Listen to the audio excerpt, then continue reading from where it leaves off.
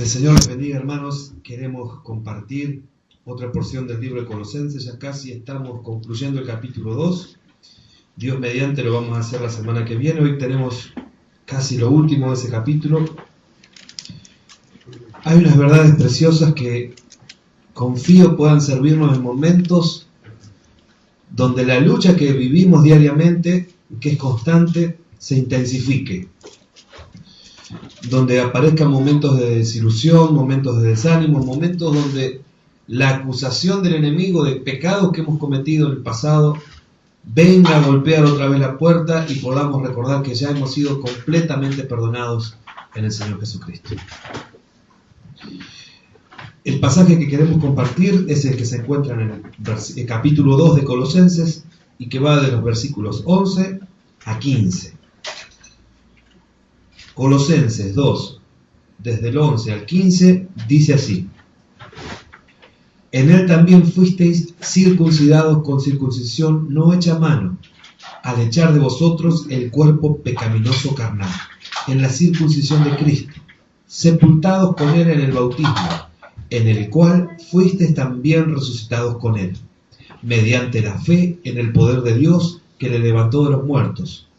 Y a vosotros, estando muertos en pecados y en la incircuncisión de vuestra carne, os dio vida juntamente con él, perdonándoos todos los pecados, anulando el acta de los decretos que había contra nosotros, que nos era contraria, quitándola de en medio y clavándola en la cruz. Y despojando a los principados y a las potestades, los exhibió públicamente, triunfando sobre ellos en la cruz. Hay en la primera parte de este versículo, que serían los primeros 3 versículos, un sujeto de acción, le llaman. O sea, hay alguien que se cobra toda la importancia, que es el que se refiere donde dice en él y con él, que no es ni más ni menos que nuestro Señor Jesucristo. De él va a decir que en él, o de nosotros, va a decir que en él hemos sido circuncidados, y que con él hemos sido muertos y resucitados, y que con él también tenemos vida y libertad del pecado. El primer punto que queremos ver es que en él hemos sido circuncidados. Se encuentra esto, es la verdad que nos declara el versículo 11. En él también fuisteis circuncidados con circuncisión no hecha a mano, al echar de vosotros el cuerpo pecaminoso carnal en la circuncisión de Cristo. Ustedes recordarán que uno de los problemas, de las problemáticas que estaba atravesando la iglesia de Colosas, a la que originalmente fue destinada esta carta, es que había un grupo, posiblemente de origen judío, mezclado con alguna práctica pagana, pero en su origen posiblemente judío, que estaba queriendo que los hermanos de Colosas, además de poner su confianza en Cristo, también realizaran los ritos propios del judaísmo. Por ejemplo, este de circuncidarse. Y Pablo les va a decir, no es necesario que ustedes se circunciden físicamente, porque ahora en Cristo ya esa circuncisión ha ocurrido internamente, espiritualmente. Va a decir que esa circuncisión no es hecha a mano, no es algo producido por el hombre. Es Dios mismo quien ha realizado ese corte en la vida de los cristianos, de nosotros también. Recordemos brevemente qué simbolizaba la circuncisión, porque Pablo va a hacer un uso simbólico de estos elementos, tanto de la circuncisión como del bautismo y de la cruz, que va a hablar también después. Va a hablarnos de la circuncisión y el sentido de este, según nos comenta el comentario Mundo Hispano, ¿sí? El comentario bíblico Mundo Hispano, el sentido profundo de la circuncisión era quitarse las impurezas corporales y así llegar a una consagración total a Dios. Están esos dos sentidos interrelacionados. Es decir, lo primero sería en el orden físico, ¿no? Quitarse las impurezas corporales. Pero tenía su correlato en lo espiritual. De esa forma llegar a estar completamente consagrados a Dios. Cuando nos está diciendo que ahora en Cristo hemos sido circuncidados, lo que nos está diciendo es que ahora somos totalmente de Cristo, que ahora estamos completos en Él también, pero que nuestra vida tiene un nuevo dueño, y este dueño es el Señor Jesucristo. Este llamamiento que hizo Dios en su momento, este mandato que le dejó a su pueblo de circuncidarse, era en parte el pacto que Él establecía con ese puñado de gente que Él escogió por gracia, y esto iba a ser una señal, un símbolo de que ese pueblo era apartado para Él, de que ese pueblo era suyo. Y eso es lo que hace también en Cristo, nos marca como suyos. Pero hubo a lo largo de la historia de Israel muchísimas veces donde distintos profetas, por ejemplo el profeta Jeremías, invitaba, no solo invitaba, sino reclamaba al pueblo el haberse apartado, haberse alejado de Dios, y los llamaba, los instaba a que se circunciden para Jehová, pero internamente. Que no sea esto solamente una práctica formal, ceremonial y externa, sino que verdaderamente el corazón esté consagrado a Dios, que la vida entera esté consagrada a Dios. En Romanos 2:29, Pablo dijo: el verdadero judío lo es interiormente, y la circuncisión es la del corazón, es la que está dentro, ¿no? La que realiza el espíritu, no el mandamiento escrito. Al que es judío así, lo alaba Dios y no la gente, va a decir esta versión que es la NBI.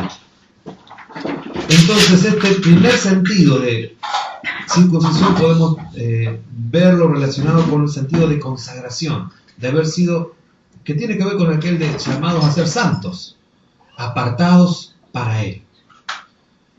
A eso nos llama el Señor, y en Cristo estamos siendo circuncidados internamente, no espiritualmente. Nuestro corazón, va a decir acá en el pasaje que leíamos, que es decir que nuestra vida entera es consagrada a Dios en Cristo Jesús, estando en relación con Él.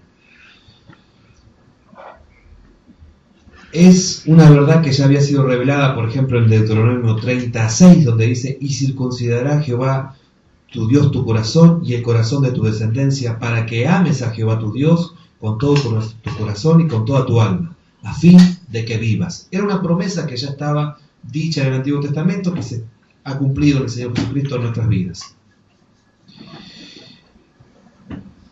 Todo verdadero cristiano tiene que sí o sí atravesar esta etapa de cortar con la carnalidad, con el viejo hombre, y en Cristo ahora ser una nueva criatura. De ese corte está hablando, ¿no? Cortar con la vieja manera de vivir que está totalmente unida a lo pecaminoso, a la naturaleza caída. Y ahora, en Cristo, comenzar a vivir en la nueva naturaleza, comenzar a vivir en el nuevo hombre. ¿Cómo es vivir circuncidados todos los días? ¿Cómo es vivir circuncidado mañana? ¿Cómo se debe ver eso? ¿Cómo lo deberíamos notar? El comentarista Rocha Gutiérrez va a decir que es sencillo, es vivir disfrutando el cambio. Fíjense lo profundo que dice esto. Mi vida está cambiando en Cristo, pero eso no me pesa. Eso ya no es un motivo de que, ay, cómo extraño el pecado, cómo deseo el pecado. Si mi naturaleza va cambiando, también mi gusto va cambiando. Ya el pecado no es el centro de mi vida, ya no es lo que más deseo. Dios de a poco se va transformando en lo que yo más deseo. Vivir disfrutando el cambio de naturaleza.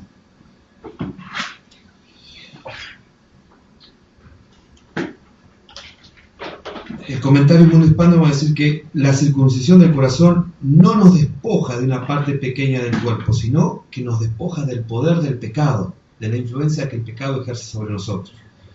Y como recordamos siempre, ya el pecado no tiene poder para enseñorearse de nosotros. Tenemos libertad en Cristo. Disfrutemos, vivamos esa libertad. También el segundo pasaje que compartíamos, el versículo 12, va a decir que ahora en Cristo hemos sido sepultados con Él en el bautismo, en el cual fuisteis también resucitados con Él, mediante la fe en el poder de Dios que le levantó de los muertos. El bautismo para nosotros cristianos evangélicos va a tener un doble significado. Algunos hablan hasta de un triple, pero nosotros vamos a decir estas dos, vamos a hacer mención a dos sentidos nada más. Uno es la asociación que hacemos con la muerte del Señor Jesucristo, y otro es con la resurrección del Señor Jesucristo. que hemos sido bautizados en Cristo. Fíjense que está hablando no solo de un bautismo físico en agua, sino bautizados en Cristo es un sentido espiritual en el cual nos estamos relacionando con Él, que va más allá de ver agua tocado nuestro cuerpo. Es más profundo que eso. Es la realidad de la vida de Cristo viviéndose en nuestra vida. Entonces nos asociamos con su muerte y con su resurrección, como recién cantábamos en una de las canciones que compartían los hermanos. Esta apropiación o esta asociación con su muerte y con su resurrección es por medio de la fe. Pero no es algo que nosotros hicimos. Es algo que Dios, por gracia, nos ha dado. Dice, mediante la fe en el poder de Dios que le levantó de los muertos. Fíjense que el sujeto acá de acción, o el que está siendo el centro, es la obra del Espíritu Santo, el Espíritu Santo. Es en el Espíritu Santo que el Señor Jesucristo es crucificado, y es en el poder del Espíritu Santo que el Señor Jesús es resucitado. Es también en el poder del Espíritu Santo que nosotros somos pasados de muerte a vida. Es en el poder del Espíritu Santo que caminamos en esta resurrección continuamente. Ya no vivimos como vivíamos antes, muertos, ignorando qué cosa es pecado y siendo prisioneros de que el pecado haga con nosotros como Él quiera y le plazca, que es vivir de una forma contraria a la voluntad de Dios, ¿no? Ahora en Cristo disfrutamos también de su resurrección. Fuimos resucitados y también se nos ha dado fe, poder, y todo esto al ser bautizados en el Espíritu Santo y de esa forma ser integrados y ser parte de la iglesia. ¿Cómo se manifiesta en nuestra vida esta cosa asombrosa que es identificarnos con estos dos hechos, con el bautismo? En el Señor Jesucristo. Decía un comentarista que al momento en el que el Señor Jesucristo fue clavado en una cruz, fue clavado también en esa cruz, los clavos que estaban atravesando su cuerpo también estaban atravesando el pecado de aquellos que lleguen a creer en el Señor Jesucristo. Ahí se queda el pecado crucificado también, y ya no tiene ese poder para hacer con nosotros como quiera.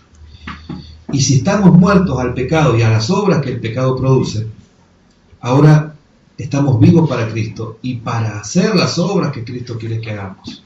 Verdaderamente, para buenas obras, que es para lo que nos llama.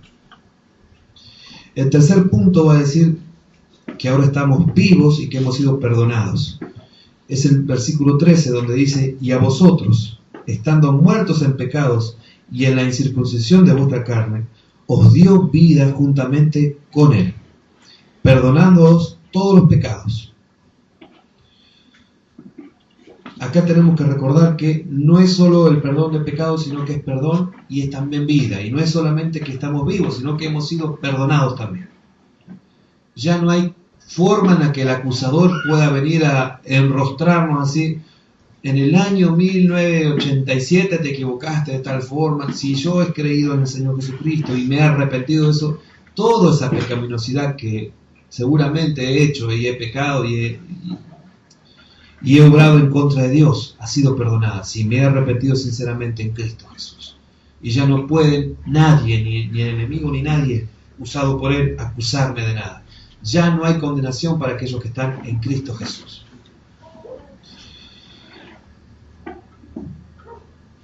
Eso es fundamental recordárnoslo siempre, ¿no? Que ya no hay condenación si estamos en Cristo.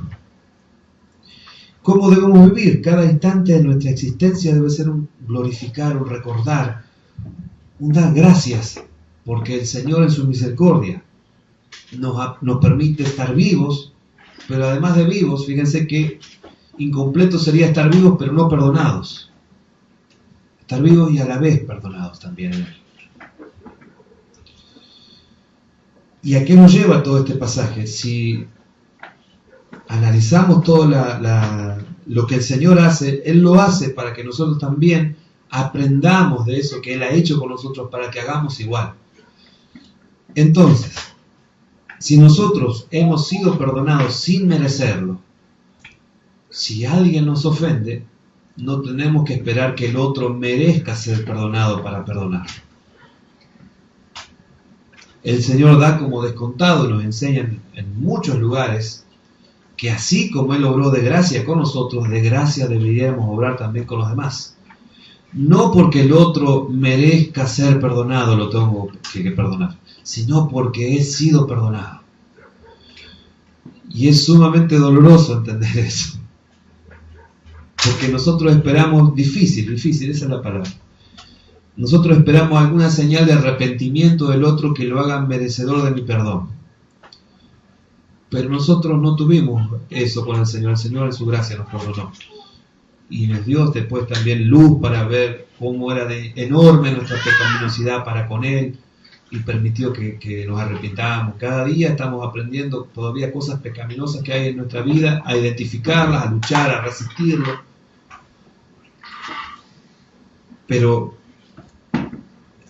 pude ver eso en este pasaje, que me recordó una vez más el Señor. Si yo te perdoné sin que vos hayas hecho nada para merecerlo, también así tenés que perdonar a los demás. La segunda parte de este pasaje que compartíamos, a partir del versículo 14, va a hablar de cómo nos liberó el Señor. Y acá hay unos datos, un poquito de las palabras que utiliza, de los conceptos que utiliza Pablo, que son interesantes para entender bien de qué está hablando. La primera cosa que va a decirnos en el versículo 14 es que el Señor anuló el acta de los decretos que había contra nosotros. Yo cuando escuchaba esta expresión, acta de los decretos, me imaginaba una especie de edicto real, una cosa compleja, así que algunos gobernantes elaborarían y que tendría un montón de leyes y cosas que si alguno las incumplía. Bueno, no era ese el sentido. La palabrita que está usando Pablo tiene que ver con algo que todos seguramente han conocido, espero que solamente de nombre, y que en nuestra época se conoce como pagaré. Todos sabemos lo que es un pagaré. Es una obligación que yo contraigo de que me prestaron tanto dinero y voy a devolver tanto. Generalmente los pagarés que se hacen secularmente son: yo te presto 1.000, pero después me tenés que devolver 1.800. Son con usura generalmente, o con interés elevado. Pero no está hablando de ese tipo de pagaré como lo concebimos hoy, sino un pagaré en el cual espiritualmente yo tengo una deuda y el problema es que no tengo cómo saldarla. Ese compromiso de pago que yo tengo por mi pecaminosidad, no hay forma de que yo lo pueda pagar. No hay manera. ¿Y qué se hacía cuando alguien lograba pagar esa deuda? Se rompía ese pagaré, como se hace ahora también, ¿no? Se agarraba ese pagaré, se rompía y no existía más, quedaba anulado. Eso es lo que ha hecho el Señor Jesucristo en la cruz del Calvario para aquellos que están en Él, para aquellos que confían en Él. Ese pagaré que teníamos lo ha roto, lo ha deshecho. Si nosotros miráramos, comparáramos nuestra vida, ¿no? Desde la ley o aún de nuestra propia conciencia, veríamos que no somos justos ninguno de nosotros. Que tanto dice Pablo, la ley dada por Dios como la ley que pueden crear los hombres, a esas dos fallamos. No estamos al estándar de Dios no llegamos, pero ni siquiera al estándar nuestro. También fallamos en cumplir ese estándar. Y eso nos hace injustos. De ahí que tengamos la necesidad de que un justo muera por cada uno de nosotros que no lo somos. De que Él pague la deuda. Va a decir que este pagaré, esta enorme deuda, nos era contraria. Estábamos en deuda. Pero en el Señor Jesucristo es pagada. Y va a decir que, ¿cómo lo hace? Quitándola del medio. Él ha pagado por absolutamente todos aquellos que están en Él. Y ya no queda ninguna otra cosa para pagar. Es la totalidad de la deuda. Esta gente de los judaizantes, este grupo que estaba metiendo en la iglesia de Colosas, con su actitud estaba sugiriendo que podríamos nosotros, las personas, los cristianos, pagar un extra, pagar alguna otra cosa, hacerlo de otra manera, suplementarle a lo que Cristo ya había hecho. Y no, tenemos que entender que además de que en Cristo estamos completos, que es lo que nos enseña fundamentalmente Colosenses, ya no hay más deuda que pagar, porque en Cristo está totalmente saldada. Entonces no puede venir, como ya les decía hoy, Satanás a recordarnos: pero debes esto, entonces tu salvación no está completa tampoco, todavía. En Cristo estamos completos también para salvación. Vida plena es lo que nos ofrece, vida eterna, vida que comienza acá, pero para la eternidad. Vida que no acaba. Y lo que ha hecho es quitándola del medio y clavándola en la cruz. Es en la cruz donde es saldada esa deuda. No es antes, es en la cruz. Ese es el lugar donde, como si fuera una caja de banco, donde fue y pagó, ¿no? Y ya no hay deuda con nosotros. Ya no somos esclavos del pecado, entonces ahora tenemos la luz de Dios para identificar el pecado. La libertad que nos ha dado el Hijo para no volver a ser esclavos, y la fuerza del Espíritu Santo para resistir todo ataque del enemigo que nos quiere incitar a pecar. Eso era que Él anuló ese pagaré, pero también venció al maligno. Y fíjense qué ha hecho. Primero dice: y despojando a los principados y a las potestades. Toda la imagen tiene que ver con esto. Cuando un ejército vencía a otro, era común que le quitara todo lo que para ese ejército representaba poder, autoridad, las ropas costosas, el botín, hasta los prisioneros. Si tenían un carro muy lujoso, valioso, armas, lo que sea que representara poder, se lo quitaba el otro ejército. Eso es lo que Cristo hizo en la cruz con el enemigo, lo desarmó. Le quitó todo lo que para él era poder o sobre lo que tenía autoridad, se lo quitó. Cristo tiene el poder nuevamente y tiene todo el poder. Y el enemigo ya no tiene ningún poder sobre aquellos que están en Cristo. No solamente hizo eso, sino que los exhibió públicamente. También era costumbre que si un ejército vencía a otro, lo paseara por todas las ciudades importantes de la propia ciudad de donde era ese ejército originalmente, ¿no? Supónganse que se desataba una guerra entre, no sé qué puede ser, Junín y ¿quién no querían los de Junín? Pergamino. Y Pergamino, bueno. Entre Junín y Pergamino. Y ganaba Junín, por supuesto. Entonces después los de Junín iban por las ciudades importantes de Pergamino, seguramente por la cabecera, pero por alguna otra, exponiendo, exhibiendo, avergonzando, humillando a esos que habían vencido, mostrando, paseándolos en cadenas, ¿no? Y ellos vestidos de ropas que demostraban que ellos tenían el poder, que ellos habían sido los ganadores.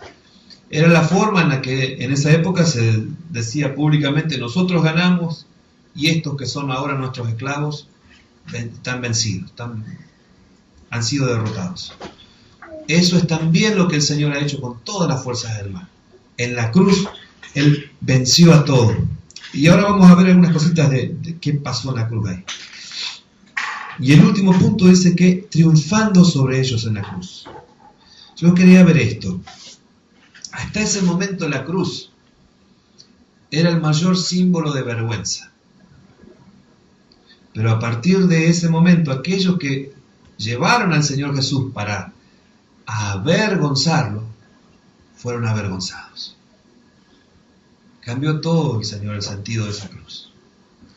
El enemigo, que seguramente estaría regocijándose de que ahí estaba clavando al Hijo de Dios y que estaba haciéndolo sufrir y estaba avergonzándolo, es finalmente avergonzado y expuesto públicamente como un derrotado, como un vencido.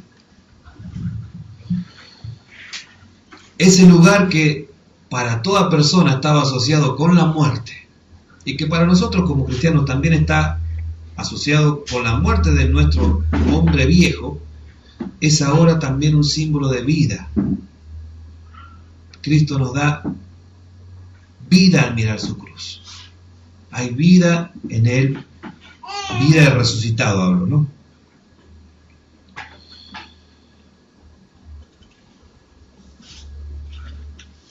Y es también donde es expuesto ese de alguna forma, ese pagaré que nosotros teníamos inmenso, ahí es colgado y es exhibido como ya pagado.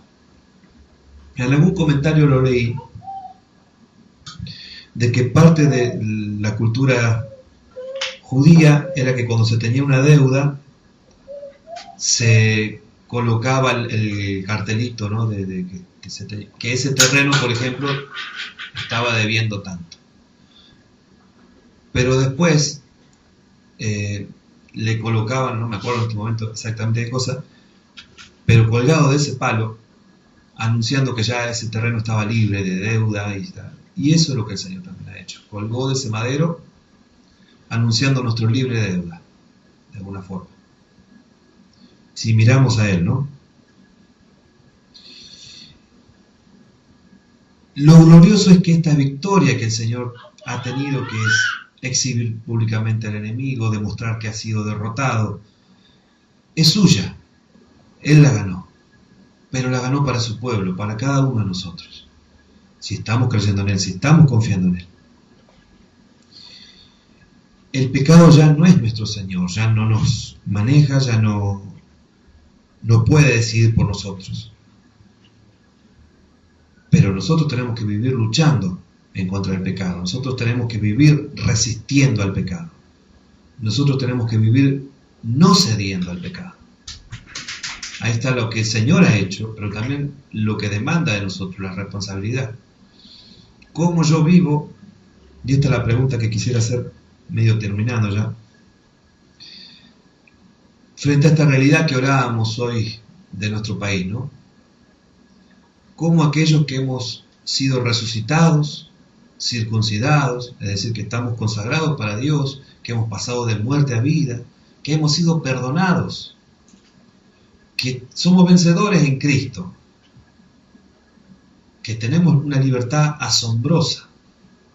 ¿Cómo nosotros lo anunciamos a esta sociedad que cada vez se está poniendo más violenta, decíamos, más contraria a la voluntad de Dios, porque evidentemente no es la voluntad de Dios que el odio crezca y que las personas, por razones justas o razones injustas, se maten, se golpeen, se deseen el mal? Cómo la iglesia vive de forma práctica, vive todos los días y anuncia con su vida esto, que tiene un compromiso para con Dios, que el perdón que ha recibido de Dios lo vive también en todas sus relaciones, que el pecado ya no es aquello que motiva, que guía, que hace de su vida lo que quiera, sino que habla en contra del pecado, pero vive lejos del pecado también. Ese es nuestro desafío enorme. Vuelvo a la iglesia de Colosas. Los judaizantes estaban queriendo volver a los hermanos de Colosas hacia el rito de o circuncidarse o lo que fuera que sea el rito que se practicaba para ser más espiritual. No podemos ser nosotros basarnos en lo externo, no hay otro camino para nosotros que crecer en nuestra relación con Cristo de una forma tan profunda que su vida se vea, que nos salga por los poros Cristo, que nos salga por cada cosa que hacemos y decimos Cristo. No hay otra forma en la que vamos a poder llegar a ser luz y sal, y que no sé ustedes si lo han visto, pero he visto como que desesperadamente la sociedad grita que alguien ponga un poco de orden, no un orden violento, no un orden de la represión, no un orden que la luz brille y que la sal sale. Si nos vemos somos pocos y decimos, ¿qué podemos hacer nosotros? Sin embargo, a eso nos pone el Señor en medio de una sociedad difícil. Y les contaba lo que les contaba hoy, acerca de los celotes y el mundo bíblico, porque no ha cambiado en 2000 años la historia tanto. Y las mismas cosas que estaban en el corazón de aquellos hombres siguen estando en los corazones de los hombres de hoy, con más tecnología, con más información, con más datos, pero con una misma necesidad de ser reconciliado con Dios, de ser circuncidado no externamente, sino tener un compromiso vivo y real con el Señor Jesucristo, de gozar de una libertad que no la dan las cosas, sino una libertad que la da solo la relación con Dios, que es fundamentalmente que el pecado no se enseñoree de sus vidas, de nuestras vidas. ¿Dónde se ve una vida que ya no practica el pecado si no es en la iglesia? Con todas nuestras caídas, el término que Pablo usaba para hablar en ese pedacito que hacía que anuló el acta de los decretos que no era contrario, que englobaría todas nuestras caídas eventuales y toda nuestra posible pecaminosidad, también en Cristo, si nos arrepentimos, es perdonada. O sea, no es que solo ha sido perdonada el pecado que hemos cometido antes de conocer a Cristo y después ya si nos equivocamos no hay vuelta ya no hay perdón. Sigue habiendo perdón todavía en Cristo, sigue habiendo perdón cada vez que nos arrepentimos. Pero ¿cómo van a conocer los demás si nadie les predica? Dice. ¿Y cómo van a conocer del perdón si nosotros no perdonamos? ¿Cómo van a conocer de el compromiso genuino para con Dios y que cambia y transforma al Señor Jesús si nosotros no estamos lo suficientemente comprometidos con Cristo?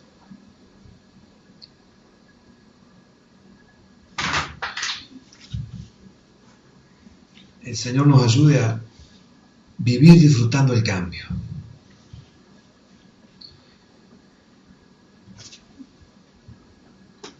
Hemos muerto a nuestra vieja vida y hemos resucitado una nueva. Que el Señor nos ayude a que se vea, que podamos ser la luz y sal que Él desea en esta tierra. Señor, hoy recordamos tu vida perfecta, Señor, colgada en un madero por nosotros, totalmente imperfectos, totalmente injustos, Señor, depravados, aborrecedores de Dios, no dignos, no merecedores de nada, Señor. Solamente si nos miraba, Señor, culpables, no inocentes, Señor. Sin embargo, tu palabra nos enseña que aún así enviaste a tu Hijo, Padre Santo, para que como Moisés levantó una serpiente en el desierto, vos fueras levantado, Señor. Vos anunciaras con tu cruz un lugar de reconciliación para los corazones que, como los nuestros, estaban destruidos, Señor, dañados por el odio, por la violencia. También, Señor, sabemos que debemos anunciarte, Padre Santo. Ayúdanos, Señor, que al momento que lo podamos hacer, Señor, aquellas personas que quizás tienen estas características, Señor, seguramente, porque lejos de tuyo, Señor, no hay amor posible y no hay más que experiencias violentas, Padre Santo. Que aquellos puedan ver en nosotros, Señor, el poder transformador del Evangelio, obrando en nuestras vidas, Señor. Ayúdanos, Cristo amado, porque necesitamos enormemente, Señor, ser esa luz y esa sal, Padre, donde nos has puesto. Que tu iglesia se levante verdaderamente como luminar, Señor. Padre eterno, queremos darte gracias porque nos llamaste a una nueva relación con vos, Jesús.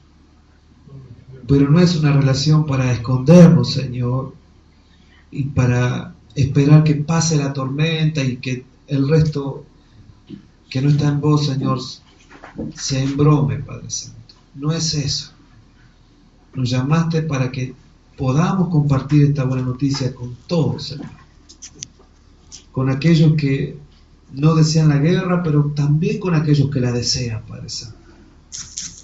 con aquellos que son humildes un poco más, Señor, pero también con aquel que es enormemente soberbio y orgulloso, Señor. Esa persona también, y aquel violento que está deseando hacer el mal a su prójimo, también necesita de vos, Señor, como lo seguimos necesitando nosotros, Señor. Padre eterno, que estas características que tenemos, estos regalos que tenemos en vos, Señor, de haber pasado de muerte a vida, de estar caminando en una libertad hoy, de tener victoria en vos, Señor, de sabernos reconciliados y de saber que no es un hecho externo, sino un hecho interno que está transformando nuestra vida, Padre Santo, que es el poder de tu Espíritu Santo que está transformándonos, Señor. Sea para ser mejores testigos tuyos, Señor. Sea para ser agentes de paz también, Señor. Pacificadores, como nos llamaste. Señor, despierta a tu iglesia, Padre, para que no solo esté pensando en sus necesidades, Señor, sino que podamos ver de cómo hacer llegar a otros tu mensaje, Señor, porque si algo necesitamos todos, Señor, y cada uno de los seres humanos que no somos justos, es el mensaje de que hay un justo que se entregó por los pecadores. Gracias, Señor, una vez más por esa cruz, que ya no es más vergüenza para nosotros, Señor, sino que es motivo de gozo y de gloria. Por esa cruz, Señor, que ya no es más símbolo de muerte, Señor, sino de morir al pecado, pero de resucitar a nueva vida, Señor. Ayúdanos a caminar cada día de nuestra vida, de nuestra existencia, en esa novedad de vida que te refleje, Señor, por favor. Señor, usa esta pequeña comunidad para lo que quieras, Señor, en el medio de una sociedad que se está volviendo muy violenta, Padre Santo. Usa, Señor, a tu iglesia para tu gloria, para edificación, para sanidad, Señor. Da a tu pueblo entendimiento. Da a tu pueblo, Señor, manos que como las tuyas quieran restaurar, quieran acariciar, brazos que quieran abrazar, Señor. Pies que vayan a buscar a los que se han perdido, Padre Santo, a los que están perdidos, a los que como nosotros estaban perdidos, Señor. Ayúdanos, Señor, y que en todo tu nombre, eternamente y para siempre, sea glorificado. Amén.